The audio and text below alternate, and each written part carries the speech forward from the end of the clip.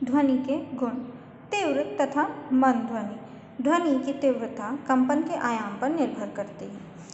अधिक आयाम के कंपन तीव्र ध्वनि उत्पन्न करते हैं और कम आयाम के कंपन मंद ध्वनि उत्पन्न करते हैं। इसलिए अगर किसी वस्तु को जोर से ठोका जाता है तो वह बहुत अधिक आयाम के कंपन उत्पन्न करती है, जिससे ध्वनि भी तीव्र उत्पन्न होती है। मोटी तथा पतली ध्वनि। आप सभी को ज्ञात है कि भारतीय संगीत में 7 स्वरों सा, रे, ग, म, प, ध, नी का उपयोग किया जाता है। यह जो है वह क्रम बढ़ती हुई आवृत्ति के अनुसार है। ध्वनि सा से शुरू होकर आगे बढ़ने पर पतली सुनाई देती है, अर्थात ध्वनि का तारत्व जो है वो बढ़ने लगता है।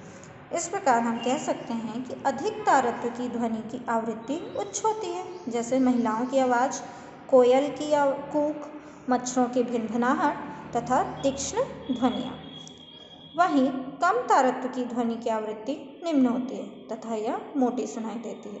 पुरुषों की आवाज़, शेर की दहाड़, ड्रम बजने से उत्पन्न ध्वनि निम्न तारत्व के कारण मोटी होती है।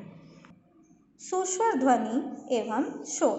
ऐसी ध्वनियाँ जो कर्ण को प्रिय हों उसे हम सुस्वर ध्वनि कहते हैं तथा जो ध्वनि कानों को अप्रिय लगे वह शोर होगा। अनियमित कंपनों से उत्पन्न ध्वनि शोर होती है तथा जो नियमित कंपन जो एक दूसरे में निश्चित संबंध रखते हैं मधुर ध्वनि उत्पन्न करते हैं। विभिन्न वाद्य यंत्रों के कंपन सुस्वर ध्वनि के उदाहरण हैं, जबकि बंदूक के चलने की आवाज़ कोलाहल है अर्थात शोर है। विभिन्न वाद्य यंत्रों द्वारा उत्पन्न ध्वनि। हम विभिन्न प्रकार के वाद्य यंत्रों के बारे में तो जानते ही हैं, जैसे यहाँ कुछ वाद्य यंत्र के चित्र दिए गए हैं। मुख्य रूप से वाद्य यंत्र 3 प्रकार के होते हैं: डोरी वाले वाद्य यंत्र या रीड वाद्य यंत्र तथा झिल्ली वाद्य यंत्र। डोरी वाले वाद्य यंत्रों में खिंची हुई डोरियां या तार होते हैं जिन्हें रगड़कर या खींचकर कंपित कराया जाता है, जैसे सितार, वीणा, वायलिन इत्यादि डोरी वाले वाद्य यंत्रों के कुछ उदाहरण हैं। वहीं रीड वाद्य यंत्रों में वायु स्तंभ कंपित होता है। इनमें वायु फूंकी जाती है जो सीधे ही रीड के द्वारा अंदर जाती है, जैसे बांसुरी, शहनाई, बांसुरी, शहनाई इत्यादि। झिल्ली वाद्य यंत्र, इसमें एक तनी हुई झिल्ली होती है, जैसे तबला, ढोलक, मृदंग। आप यहाँ देख सकते हैं इनके उदाहरण। ये जो है यह तार वाला है, यहाँ तार लगे रहते हैं जिसे खींचकर बजाया जाता है। यह बांसुरी है, यहाँ हवा फूंकी जाती है जिससे यह आवाज़ करती है। फिर यहाँ ये तनी झिल्ली वाली वाद्य यंत्र है, झिल्ली वाद्य यंत्र, जहाँ ये तना हुआ झिल्ली यहाँ लगा रहता है और इसमें जब हम कंपन करते हैं तो यह आवाज़ करती है। संभवतः आपने मंजीरा, झांझ करताल, घट्टम और नूट, मिट्टी के बर्तन जैसे वाद्य यंत्र भी देखे होंगे। ये वाद्य यंत्र हमारे देश में अनेक भागों में बजाए जाते हैं। इन्हें पीट कर या आघात करके ध्वनि उत्पन्न की जाती है। जल तरंग, घंटे इसी प्रकार के वाद्य यंत्रों के कुछ उदाहरण हैं। मनुष्य द्वारा उत्पन्न ध्वनि। मनुष्यों में ध्वनि का सबसे महत्वपूर्ण स्रोत कंठ है। आपको पता ही है, हम जब बात करते हैं तो हमारे गले से आवाज़ निकलती है। कंठ में तने हुए 2 स्नायु, जिन्हें हम वाक् तंतु भी कहते हैं, के बीच वायु के निकलने के लिए एक संकीर्ण झिर्री पाई जाती है। तब जब फेफड़ों में से वायु झिर्री में से होकर बलपूर्वक निकलती है तो वाक् तंतु कंपित होते हैं, जिससे ध्वनि उत्पन्न होती है।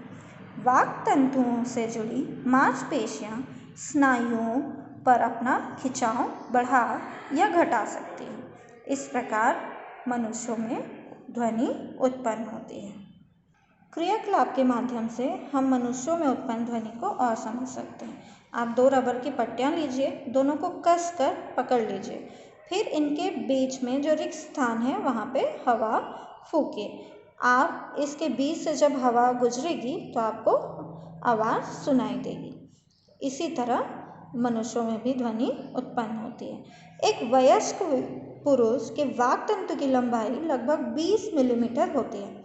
स्त्रियों में यह पुरुषों की अपेक्षा लगभग 5 मिलीमीटर छोटी होती है। बच्चों के वाक् तंतु बहुत छोटे होते हैं, इसलिए उनकी वाक् ध्वनि तीक्ष्ण होती है। जंतुओं द्वारा उत्पन्न ध्वनि। कुत्ते, गाय, बकरी और अन्य बहुत से जंतु वाक् तंतुओं द्वारा ध्वनि उत्पन्न करते हैं, लेकिन सभी जंतुओं में वाक् तंतु नहीं होते।